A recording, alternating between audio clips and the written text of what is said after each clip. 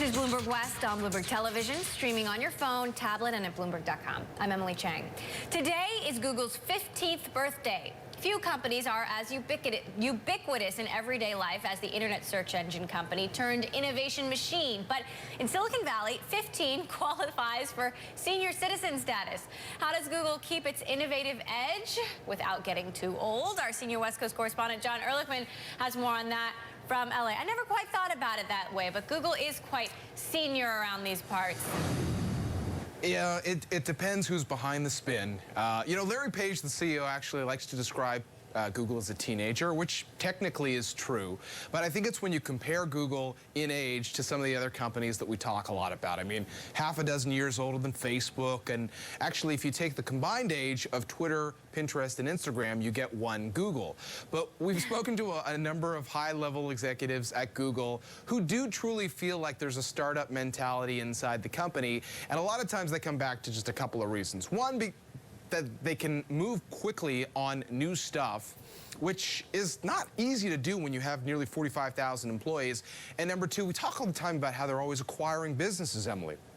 Not obvious businesses necessarily, but small teams of young, smart, innovative thinkers. And that's part of the way that they get this innovative story to continue to roll on. So with all of these thousands of employees, how does Google keep that startup feel? I mean, isn't that what Larry and Sergey are going for? They want the company to feel like a startup that's always working on the next big thing? Yeah, I mean, I think they love to talk about the moonshots. And I think that, you know, in speaking to people about how they stay young for the next 15 years, a lot of them said Google's got to do more of that. I mean, they already do a lot of that. And the power of Google is that you've got these incredible resources, and you match that with this willingness to say, hey, let's go try something incredibly difficult, whether it's self-driving cars or something else.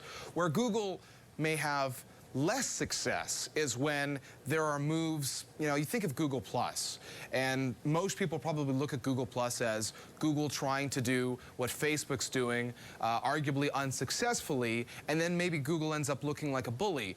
But on a lot of levels, you know, when you compare the Google story and the innovation story at Google, many would argue that they're taking bigger risks than Facebook is, and arguably even Apple. Emily? All right, John Ehrlichman, our senior West Coast correspondent, thank you. We're going to talk about this much more now, Google's 15-year anniversary and how the company has evolved over the years. We turn to some early Googlers. Ben Legg focused on Google's international expansion as the former COO of Google Europe. He's now CEO of AdKnowledge and joins us from Miami. And Heather Cairns was Google's fourth employee. She was hired as an HR manager by co-founders Larry Page and Sergey Brin while they were graduate students at Stanford University. She joins us now from Boston. So Heather, I want to start with you. The story behind your hiring is just so funny. How did Larry and Sergey come to you, and what was your job in those early days? Well, Larry and Sergey met me while they were graduate students at Stanford University in the computer science department. I was the graduate administrator, so they needed to come to me for every step in their academic life. But I think what impressed them the most is when I administered exams, I carried a large bullwhip and I would crack it over my head. That's unique.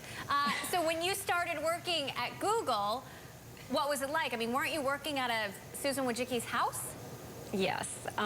You can imagine how it felt to have left a job in San Francisco at a big company in the financial district and to pull up into a driveway and work out of the side of someone's home. I pretty much came across the thought many times, what am I thinking? What am I doing here? But I had a lovely bedroom as my office, and to this day it stands as the best office I've ever had. And you not only worked on HR, you sort of wore a lot of different hats, right? Tell me about what your actual responsibilities were. Well, I not only hired the first 200 employees, but I was the receptionist, the janitor, the orderer of M&Ms, the organizer of epic parties, and I'm also the voice on the phone system at Google, and that's still true today.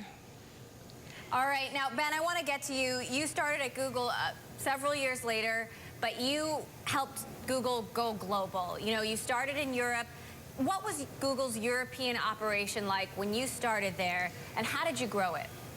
So it still felt, I joined in January 2007, and it still felt like a very scrappy startup. Even though by then they had, search, Google Maps, had Google Video, they hadn't quite acquired YouTube. It felt like a scrappy startup still, but with a few hundred people. So there wasn't a strategy for how to make money. The org structure was pretty chaotic. The average sales pitch of Google to advertisers involved pictures of Google servers made out of Lego. So it was, I would say, very unprofessional, but still a fun place trying to change the world.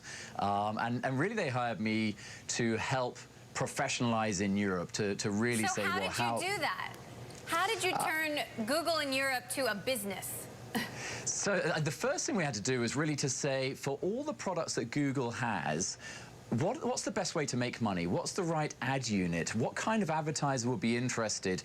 And then once you sort of say, right, so here's how we're going to try and make money in search or YouTube or Maps or mobile, to then turn that into a sort of organized strategy. So here's what we need from the engineers, here's what we need from sales, from marketing, etc.